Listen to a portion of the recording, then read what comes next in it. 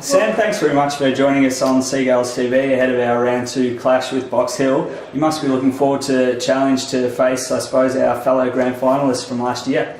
Yeah, absolutely. It's always good to play the best sides. Been a long time since that day in September. Long pre-season, and good to start off last week with a good win. There's a fair bit of, I suppose, recent rivalry and history between the two sides. Both have been thereabouts, up around in the premiership race for the last few years.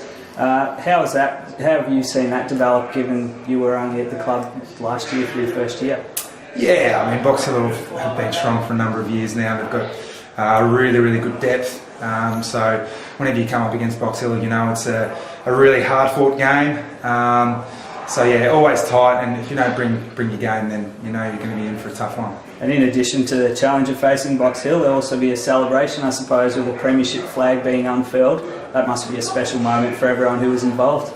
Yeah, no doubt. I mean, it's the first time that we've all been involved in something like this, so don't know what it's going to be like, but at the end of the day, it's we've still got to fight to get a good start to the season, and we're going to just be focusing on the game itself, so we'll let everything else play out as it does.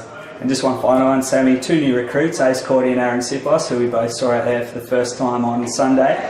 They sort of both moved through the forward line and give you a chop out. How have they fitted into the group after, I suppose, coming from an AFL background such as yourself? Yeah, no, they've been terrific. Aaron is a good friend of mine from when we were at St Kilda, so it's great to have him on board because he's a fellow Bayside boy, so we've been spending a bit of time together, but that's been great. And Ace has just fitted in beautifully. The boys know him from back when he was at the Bulldogs, and he spent a little bit of time down here, so they've both been terrific and started the season really well on the weekend.